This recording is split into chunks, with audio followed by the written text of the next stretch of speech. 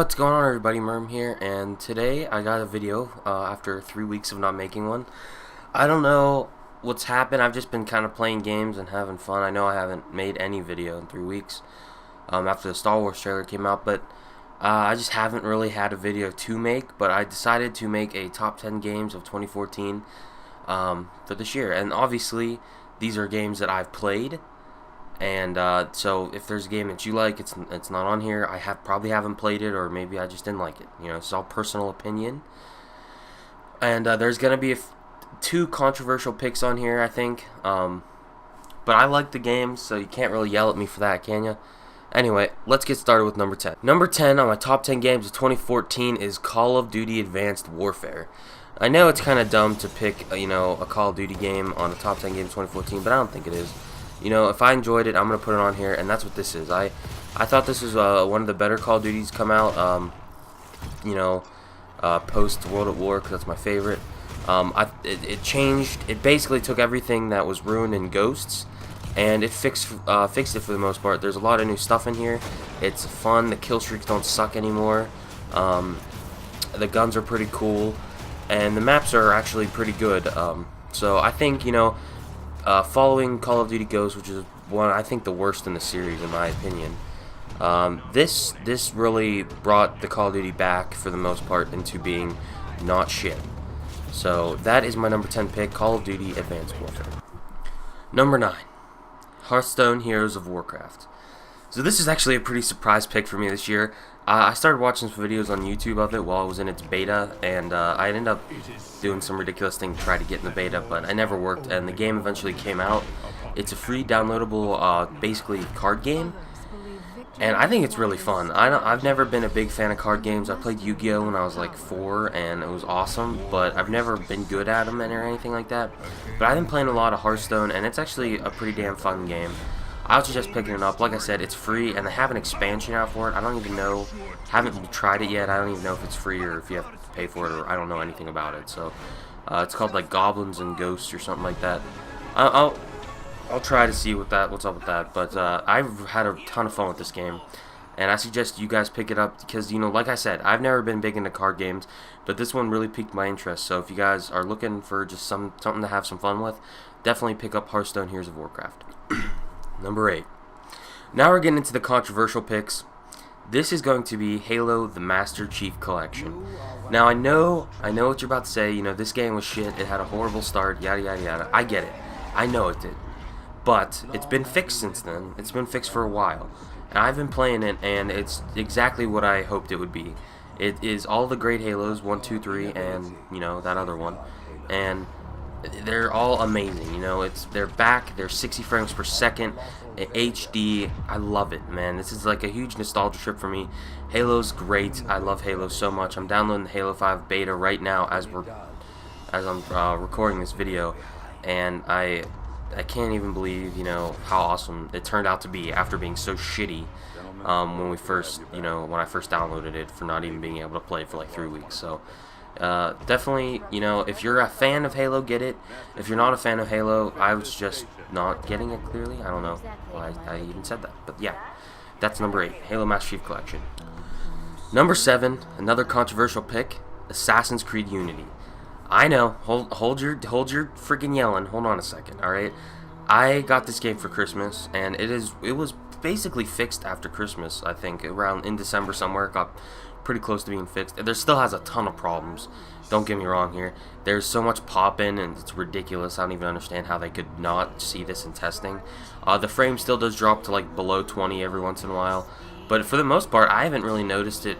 I haven't really noticed it under 30. I mean, clearly, it's probably in the 25 to 30 range for the most part while I'm playing, and it's pretty smooth for 30 frames per second, I guess. I don't know.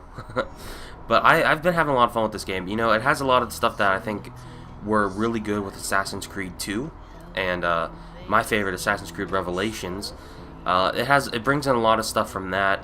There's, you can get the suits from the past Assassins, which was one of my favorite parts of Assassin's Creed 2. I don't remember if that was in Revelations or not, but You know, all the collectibles have really been fun to get. I've been trying to get everything in the collectibles. I've been, you know, getting all the old assassin suits. It's been a ton of fun. The upgrading system is ridiculously large. You can do so much stuff in this game. Exploring the city has been great. They updated all the parkour and the combat. There are some problems with it, though. That's why it's not at number 1, other than just the, you know, lag and gameplay and all that shit. There's a few combat problems that I didn't really like that they did that with. But for the most part, it has been a ton of fun, and, you know, I think you should pick it up now.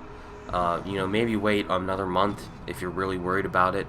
But I've been having a lot of fun with this game, and I really suggest, you know, if you're a fan of Assassin's Creed, definitely grab this one. It's a good entry into the series. So yeah, number 7, Assassin's Creed Unity. Wolfenstein The New Order. So this game was a huge surprise for me. Everyone's heard of Wolfenstein from like the 19, you know, whatever the fucks. And it's, you know, I always thought that it kind of stayed there. But there was actually like a remake of it or something in like 2006 or 10 or something like that, 2009 maybe, I don't freaking know. But there was another Wolfenstein game made in like the 2000s for the Xbox 360, PlayStation 3. I didn't play that one either. So, but from what I hear, that was pretty shitty. This one is a lot of fun. I think the ending was kind of weird. I don't think it had the best ending ever, but it had a good ending, I would say, but I think it could have been better. I don't know why they did the choice they made. But the whole campaign is so much freaking fun. I couldn't even believe how fun this campaign was. I'm serious. Wolfenstein was a ton of goddamn fun. And it's probably on sale for really cheap right now. You know, it's probably really cheap on Steam during a Steam sale or something like that. But this game is worth every penny that I paid for it. I'll probably go back and play it again at some point in the future. It was a lot of fun.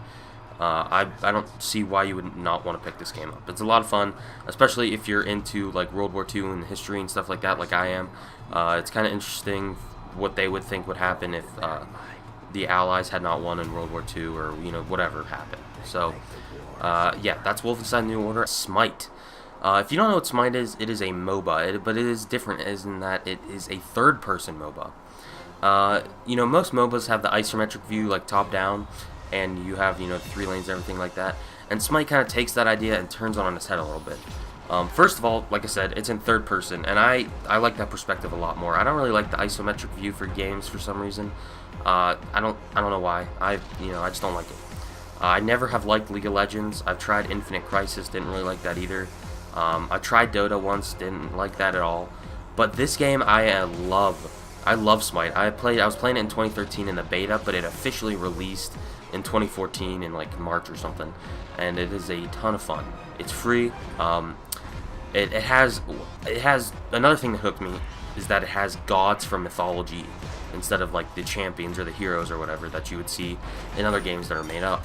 These are, you know, gods. This is their interpretation of, you know, Greek gods, Roman gods, Norse gods.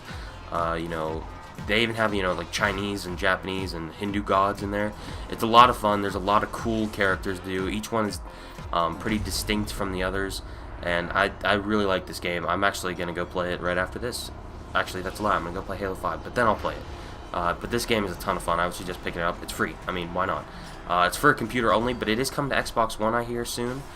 That'd be cool. I'm not sure how they're going to translate some of the systems they have on the computer to Xbox, but I'd be interested to see it, and maybe I'll upload some gameplay of that. As long as my $30 Gods transfers over. I don't know. My number 4 pick for Game of the Year 2014 is going to be Sunset Overdrive for the Xbox One. This game's fucking cool, man.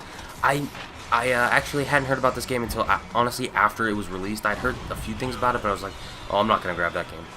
But I saw some gameplay of it. I saw the reviews that were, like, glowing for this game. And I was like, fuck yeah, I need to pick up this goddamn game.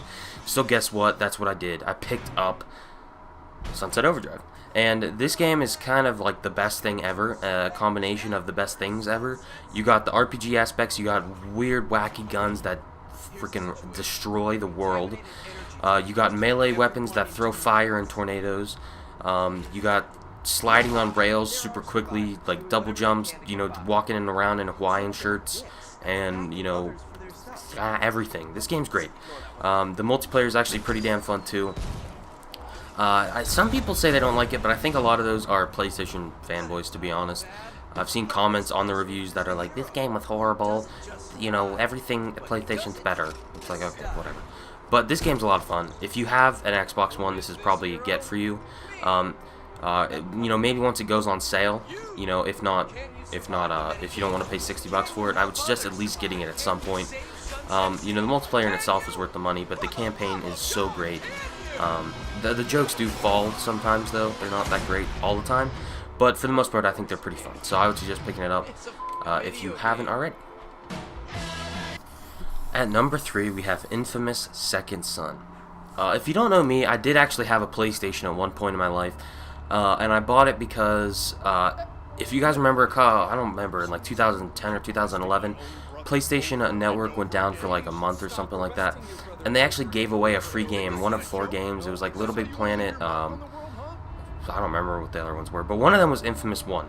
And I had heard so many great things about Infamous 1. I think Infamous 2 had just come out or something like that. Maybe it was coming out, and I was really excited. I don't remember the timeline, but I'd heard so many great things about Infamous 1, I went and bought it. And I bought the PlayStation because I'd wanted that as well for like God of War and stuff like that, even though I never played it. But Infamous 1 is one of the most fun experiences I've had in a long time. Infamous 2 improved on every single aspect that Infamous 1 had. So yeah, I was getting really excited for Infamous Second Son coming out, and it did not disappoint for the most part. I think they made some wrong choices in here that really brought down the game. This could have been one of my favorite games of all time if they had actually fixed some of the things that they did wrong here, but I still had a shit ton of fun with this game. It was a ton of fun. I really like when, you know, superhero games and stuff like that. That's the kind of person I am. I love superhero games. So if you're into that kind of thing, this game is great for your PlayStation 4. I don't see why you would not get this game. It's great. I think Infamous 2 is still the superior title, but I think this game did a lot right, and I think the problems that they had in this game, hopefully they'll see them and, you know, improve them for the next iteration of the game. I don't want to go into the depth of problems, but it was a lot of fun, so I suggest picking it up if you got a PlayStation 4. It's one of the better exclusives that's come out this year for it. Probably the only good one, to be honest. And yeah. At number 2, we have another surprise pick for me. This is Middleearth: Shadow of Mordor. This game actually came out of the blue. I had heard a lot about it, but I'm not a huge Lord of the Rings fan. I like it. I've seen all the movies. I mean, I like Lord of the Rings. I like the whole thing. In fact, I just saw The Hobbit a couple days ago, the last one. And I do like Lord of the Rings a lot, but there's been a lot of games for it, never had one. You know, I don't own any of the Lord of the Rings movies, but I've seen them all. So I bought this game, and I was blown away. This game is fan-freaking-tastic. If you're a Lord of the Rings fan, this is a must-own. If you're a fan of RPGs, this is a must-own. If you're a fan of anything, this is a must-own. This game's great. It takes some of the best things from Assassin's Creed, the Batman Arkham series, Lord of the Rings lore and stuff like that, and combines them into a game that makes you want to have sex with a dolphin and then eat sugarcane for the rest of your life. I don't even know what that means, but this is what that game made me want to do. I suggest getting this game. I really do. It does so many things right. The spirit world combining with the